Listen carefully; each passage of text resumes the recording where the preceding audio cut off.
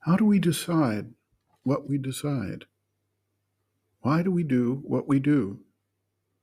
For most people, the response is relatively automatic. They have an innate sense of having made a decision, and they thus believe they have free will.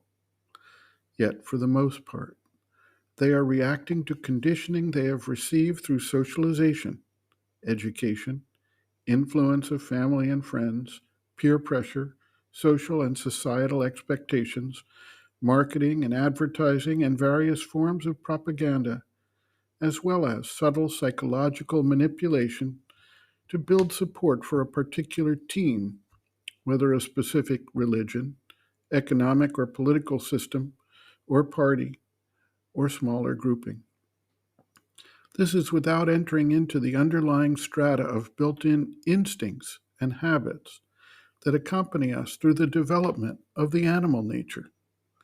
Reactions of fear, reactions of desire, reactions of attraction and repulsion certainly underpin much of what leads to our exercise of our free will.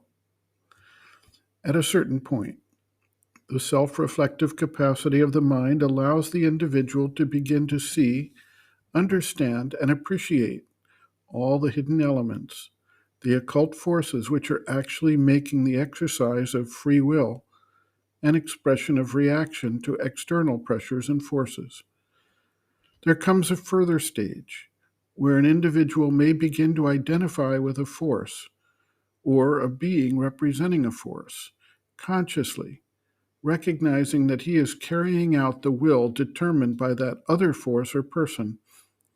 He still feels like he is important to the action, the nexus, if you will, and that he has actively chosen and is the doer of the work. The yet further stage can come where he no longer feels any separation from the force, and he loses the egoistic sense of attachment, while he continues to act through the individual nexus of manifestation. He sees that it is an incident of the larger force at work, and as he has identified with that force, he experiences the free will of that higher power. The mother writes, quote, "In the universal play, there are some, the majority, who are ignorant instruments. They are actors who are moved about like puppets, knowing nothing. There are others who are conscious, and these act their part, knowing that it is a play. And there are some who have the full knowledge of the universal movement and are identified with it and with the one divine consciousness, and yet consent to act as though they were something separate, a division of the whole. There are many intermediary stages between that ignorance and this full knowledge, many ways of participating in the play. There is a state of ignorance in which you do a thing and believe that it was you who decided it. There is a state of lesser ignorance in which you do it knowing that you are made to do it, but you do not know how or why. And there is, too, a state of consciousness in which you are fully aware, for you know what it is that acts through you. You know that you are an instrument. You know how and why your act is done, its process, and its purpose.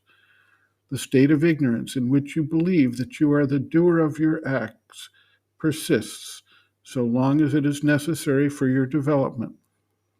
But as soon as you are capable of passing into a higher condition, you begin to see that you are an instrument of the one consciousness. You take a step upward and you rise to a higher conscious level. End quote. Reference, Sri Aurobindo and the Mother, The Hidden Forces of Life, Chapter 1, Life Through the Eyes of the Yogin, pages 8 to 9.